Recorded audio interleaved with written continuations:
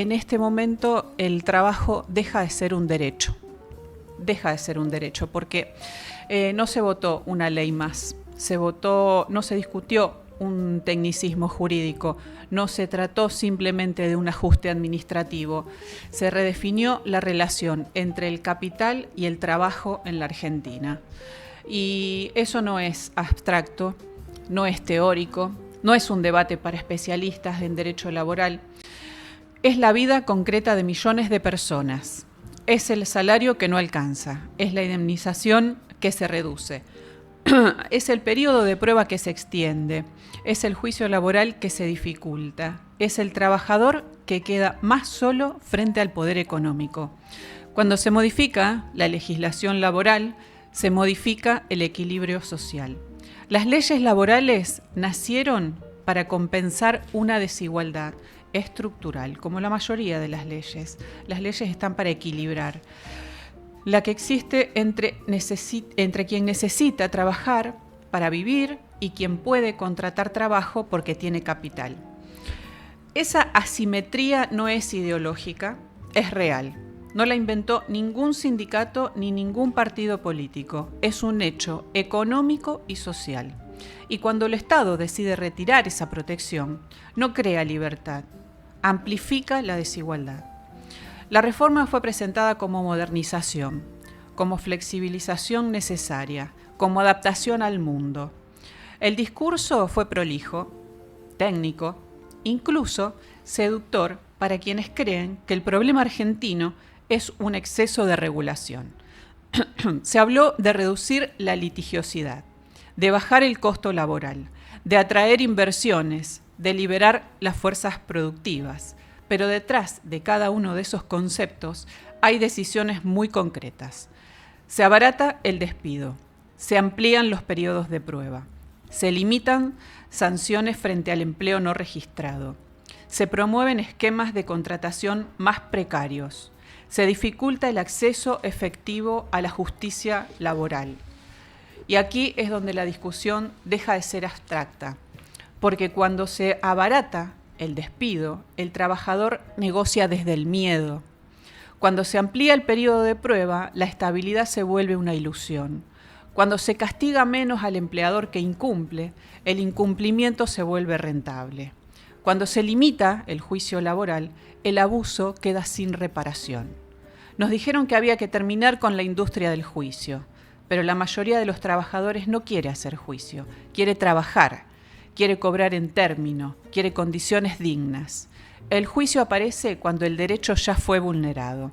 Se repitió que el costo laboral era el gran obstáculo del desarrollo, como si la inflación fuera culpa de las indemnizaciones, como si la falta de dólares se explicara por los convenios colectivos, como si el déficit fiscal lo generara el salario mínimo.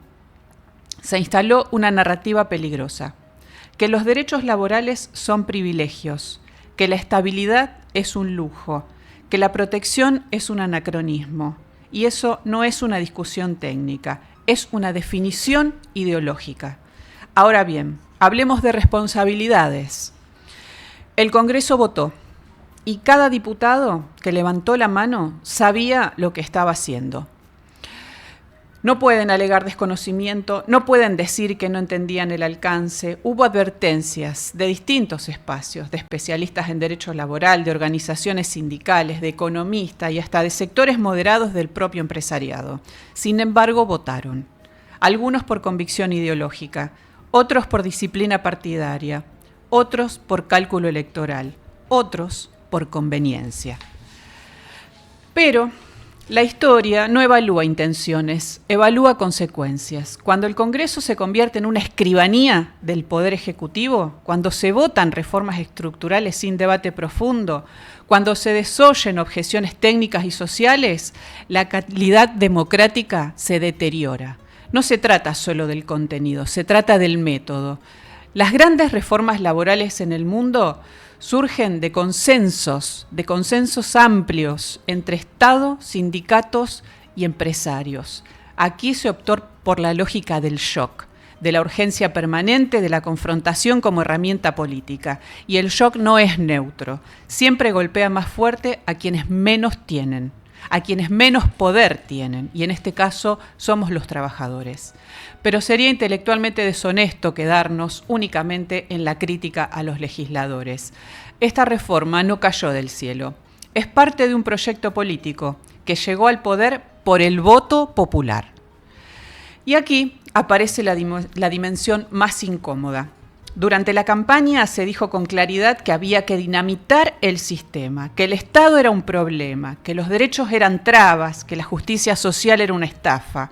No fue un mensaje ambiguo, fue explícito, repetido y celebrado. Quienes votaron ese modelo lo hicieron, en muchos casos, con bronca, con hartazgo, con decepción. Y es comprensible en un país con una inflación crónica, con la caída del salario real y promesas incumplidas. Pero la democracia no es solo el acto de votar, es asumir las consecuencias de lo que se vota. No alcanza con decir yo no quería esto, cuando el programa era claro. Muchos creyeron que el ajuste lo iba a pagar otro, que la motosierra iba a cortar en un lugar lejano, que la desregulación afectaría a una casta abstracta. Pero las reformas laborales no afectan a una casta, afectan a un trabajador común, a nosotros, al joven que consigue su primer empleo, a la mujer que teme perder estabilidad, al empleado que sufre un accidente, al que vive de un sueldo. En la Argentina, la inmensa mayoría vive de su trabajo, no de la renta financiera, no de la especulación, vive de su trabajo. Y hay un fenómeno cultural preocupante.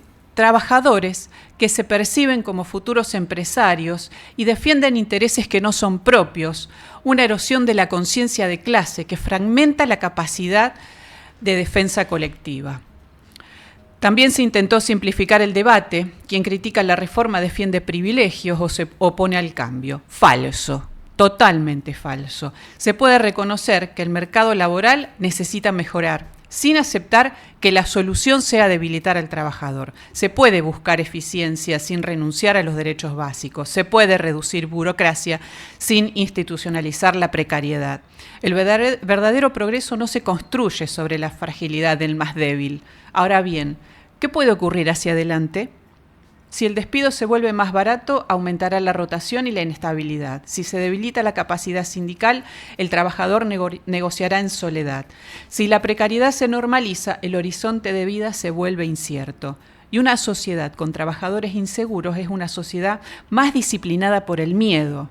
Tal vez algunos indicadores financieros reaccionen positivamente en el corto plazo, tal vez ciertos sectores empresarios celebren, pero la verdadera evaluación de esta reforma no estará en los mercados mañana, sino en la vida cotidiana dentro de meses y años. Cuando el salario pierda aún más poder, cuando el conflicto individual reemplace la negociación colectiva, cuando la desigualdad se profundice, entonces sabremos el costo real de esta reforma.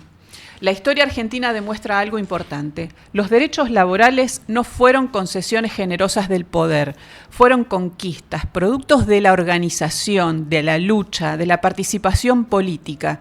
No está escrito en piedra. Las leyes pueden modificarse, los modelos pueden revisarse, las mayorías pueden cambiar. Pero eso no ocurrirá con indignación pasajera en redes sociales. Se necesita debate público informado, se necesita renovación sindical transparente, se necesita oposición política responsable, se necesita ciudadanía activa.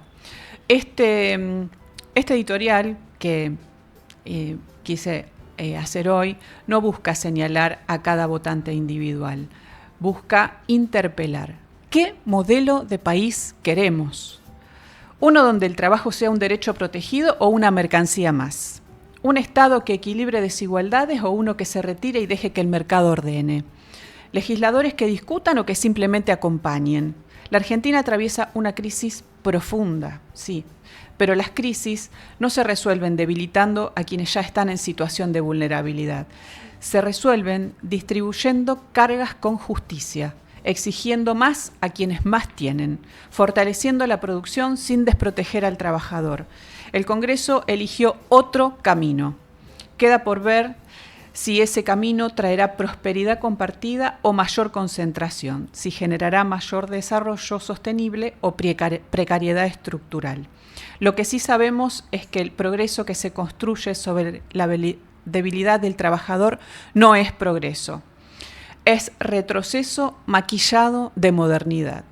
Lo que sí sabemos también, y en democracia, que la última palabra no la tiene un presidente, no la tiene un diputado, la tiene el pueblo. Y esto el pueblo lo debe saber y lo debe tomar conciencia de ese poder que tiene.